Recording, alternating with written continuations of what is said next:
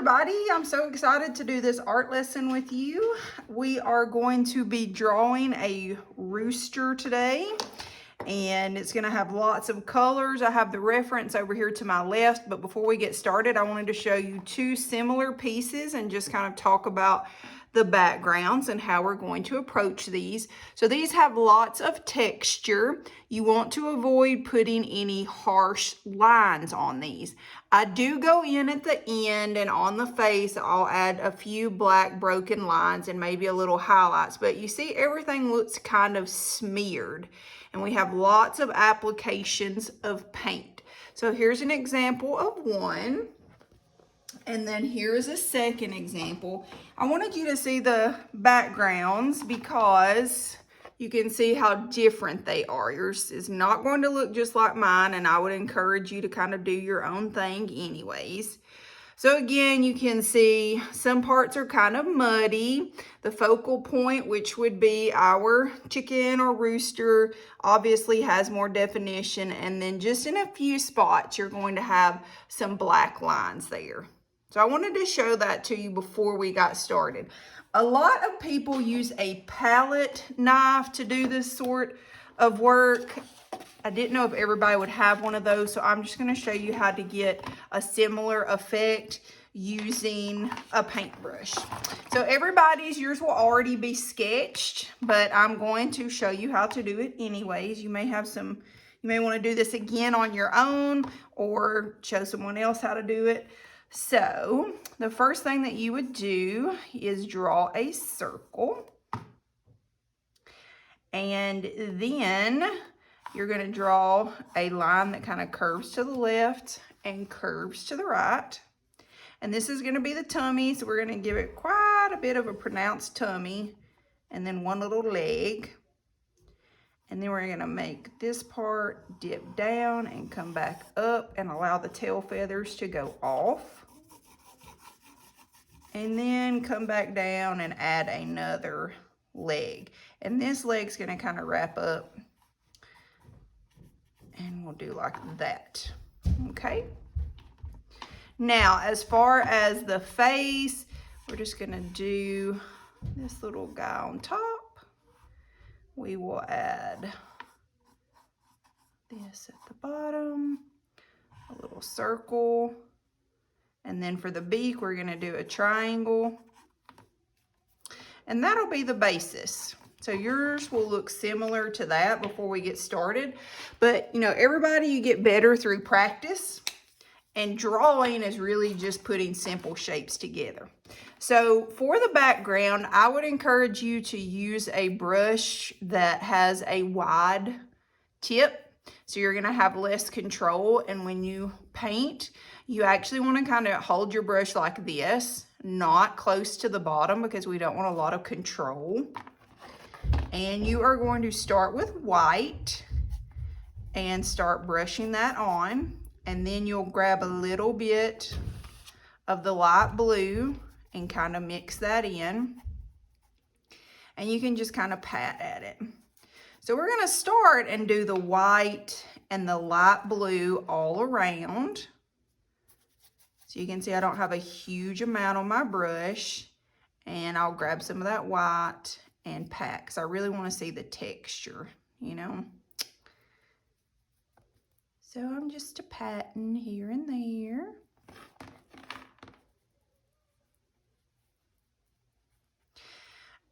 And the fact that that's mixing, that won't happen to y'all. It's because I just did it fresh and I did it with a marker. Normally, when I do these, I will sketch them and outline them in brown paint. And my advanced students at school, I will have them do an underpainting. So where the picture is darker, they will paint darker brown areas and lighter. So basically, they do like a monochromatic painting just with browns and light brown and dark brown. And then you go back and paint on top of that. And in doing so, especially if you have paint that's a little more expensive, those different values, it'll make colors be lighter or darker, and it makes your picture look more dynamic. So again, you can see how I'm holding it, and I'm just kind of patting and dragging it around. I want to see texture. I want to see the texture in the paint. I want the paint to be layered. I don't want it all to be one color, so I'm definitely going to try and avoid that. Now when I get over here to the tail, just go ahead and let it come up so that it's going into the tail feathers, because we'll overlap on that later. And I do encourage people, keep a little hair dryer nearby, and that way when you want to dry it quickly so that you can go on to the next step, you can. So some people would at this point want to dry it. That's up to you. This little nail, I don't know where it came from. All right, so we've got our nice texture started there. Now this is where you can add more color and you can keep it simpler, or you can have a bit more going on. It's really up to you. So I'm gonna grab a little bit of the darker blue. You can see how much I have on my brush. Again, I'm holding it in a manner that I can get some texture. And I'm just gonna start and put that throughout. And the great thing about paint is if you make a mistake, just let it dry and paint on top of it. So if you happen to put too much down, just know when it dries, you can eliminate that problem. And again, I have very little on here. And a lot of people, like I stated earlier, will use a palette knife, but you can get a similar effect by using a brush and turning it on its side. All right, I'm gonna grab a little bit of green and start to add it. Just patting. I'm not wanting to blend all of this together. If I were to go like this, then I would get rid of my texture and I'm gonna be making something that looks like one color. So I want to see all the layering going on.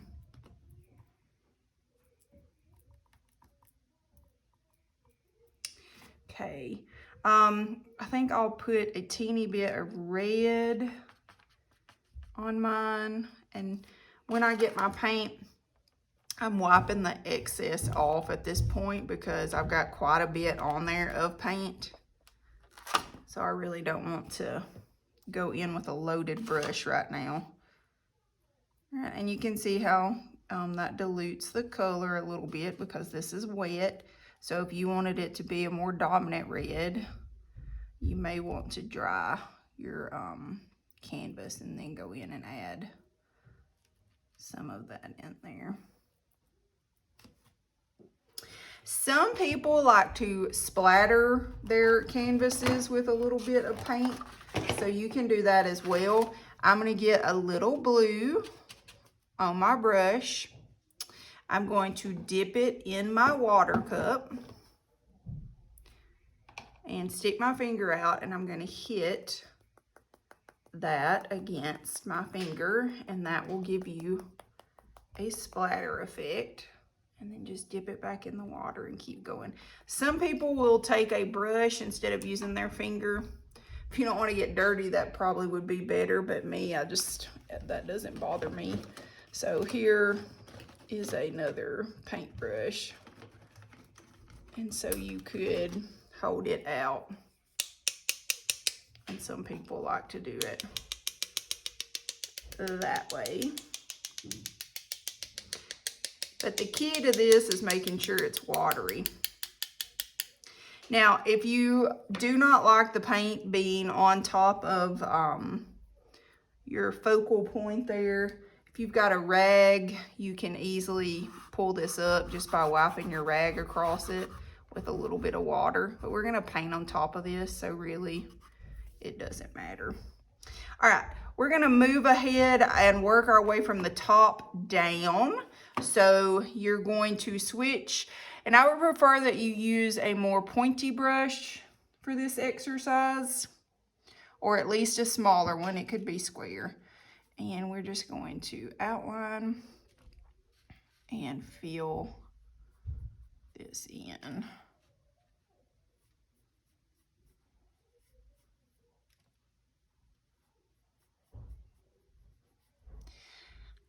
Now, while that's wet, you could take some brown or a teeny bit of black. You can see how little is on there, and you can start to blend some in. So when you do this, you want to make the shapes of things a little more prominent. We're wanting to show that that's on top of the head. So I'm kind of doing the black on the rounded parts because I'm wanting to draw attention to that shape. So while it's wet, I will go in and do that. And sometimes when I get finished, I think, well, that needed to be darker, and I'll just go back and repeat the process a second time. You could go ahead and grab a teeny bit of white if you wanted and do a few little highlighted areas. And while we've got that red, we're going to go ahead and do this part as well.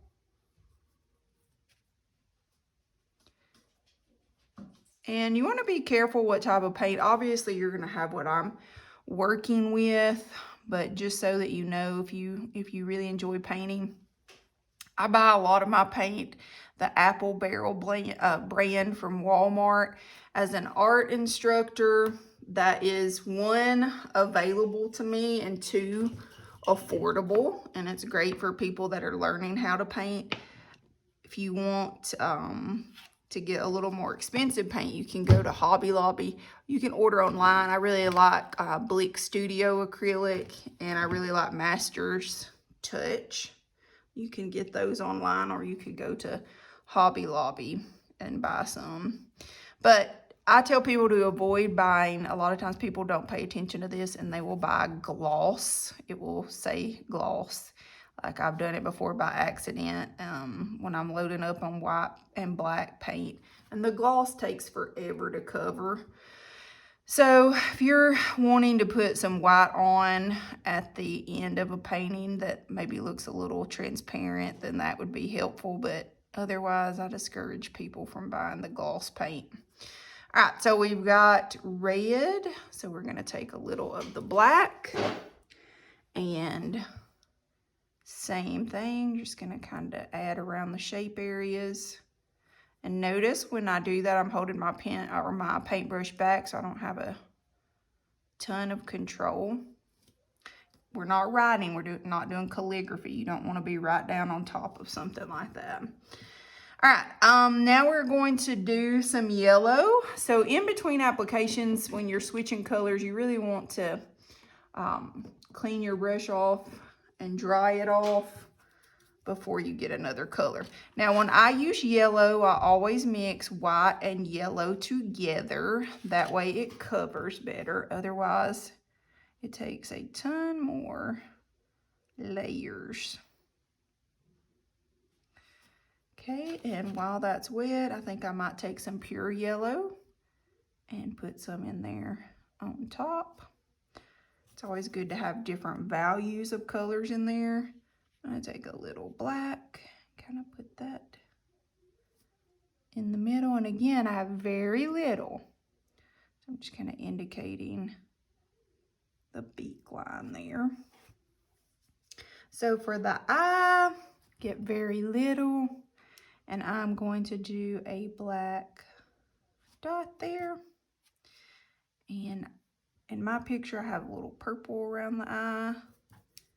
And then a highlight.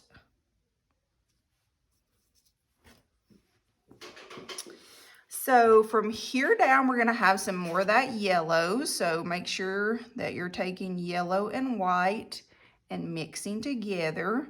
So you've got your little tray there that has everything that you need, but I really suggest having a palette and you can mix on your plate. Some people like to mix on the actual canvas, which you can see I'm kind of doing now.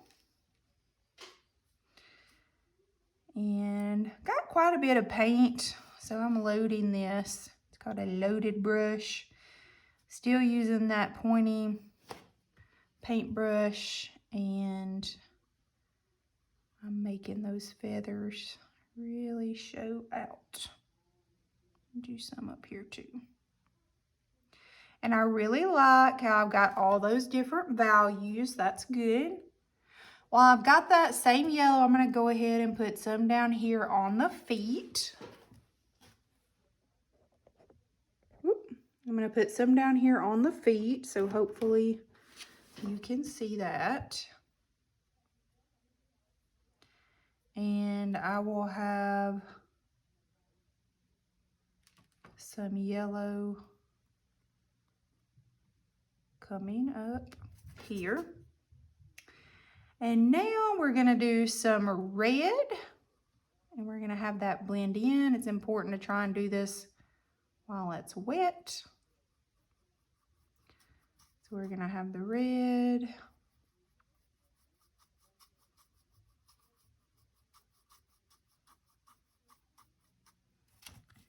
And then we're going to grab that green.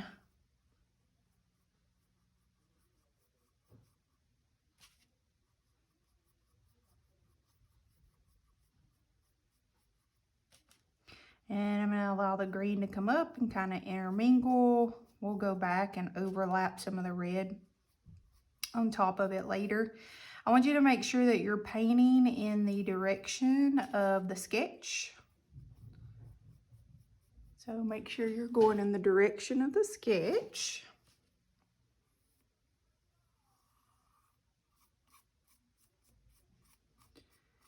Okay. And while that's wet, let's make a dark green. So I'm going to take a little black and green and mix together.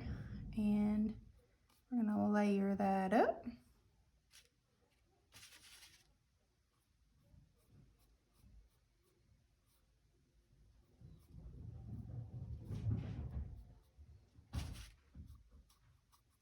And now I'm going to grab some of that. And you'll notice sometimes I don't clean my brush off. If we're doing wet on wet, and I'm using a similar color family, so blue and green would both be cool, I don't always clean my brush off. Yeah, and now we're just going to layer. Now, if everything starts to get a little muddy, meaning I put blue on and now it just looks green, you probably want to dry it, which I'm about to do to mine, so that as we layer all these other colors, they show up nicely and where we want them to be. I'm going to go ahead and throw some of that down here in the grass area. Don't worry about little spots like this because we've got to layer more. So at this point, let's all dry our picture really good, and then we will come back and start to add some detail.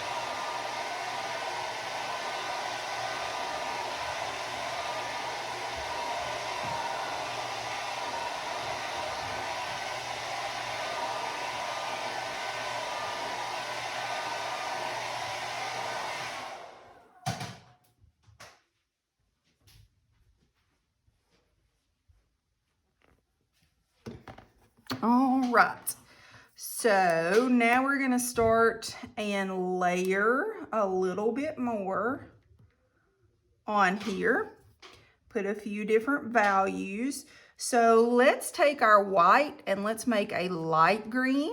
So we're gonna mix on our palette.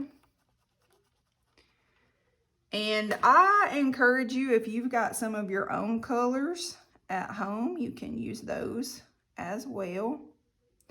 So we're not trying to just obliterate what we've got there. We want everything to kind of work together. So make sure that you're not covering everything. We want to have all these different values together. So I'm going to mix a little yellow in with my green to make a brighter yellow. So I'm going to mix the yellow and green together here.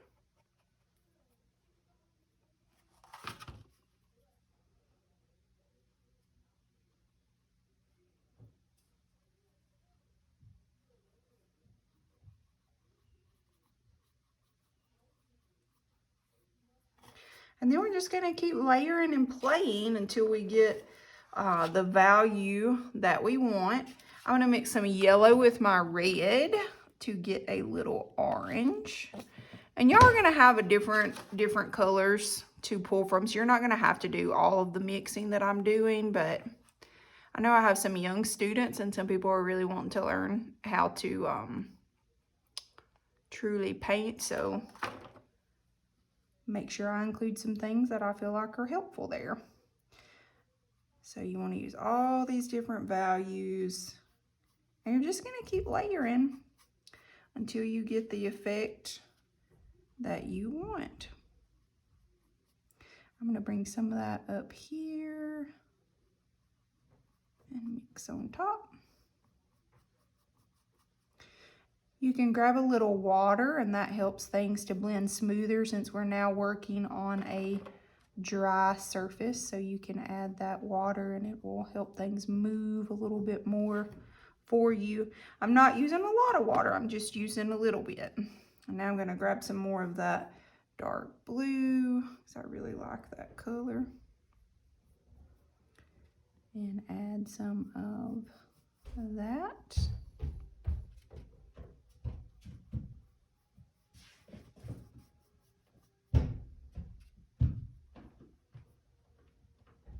And I'm going to throw a little of that up here too. I think it's important when you put one color down to kind of bounce it around. And when you do an animal like this, it's never, going to look the same every time. So now I'm going to grab a little bit of black, and I don't have a lot on there at all. And I'm going to grab a little water, and I'm going to start to add some detail in there. Normally I like to save the black for the very end. So again, I'm watering that down.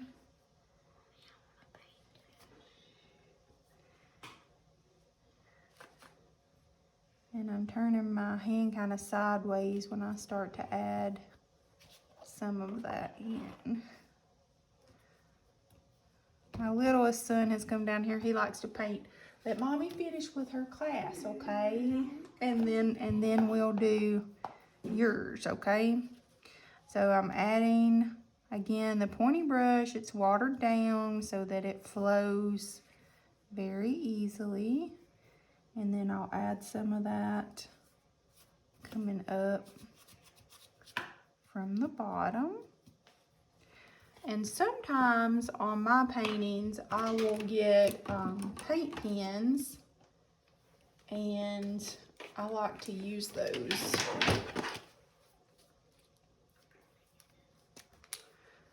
So you can go in, even if you had a Sharpie, and you could add some little lines, but you really don't have to do this part.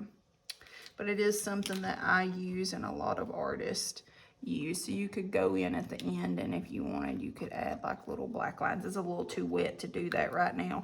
But if you pull up the reference for the class, then you could look at that. All right, so we have our rooster almost finished. We need to put some white highlights on there. So you're gonna grab some pure white, and you're just gonna start and lay that where you want on your animal here. In the sky. You think we should do some in the sky? Mm-hmm. Ginger.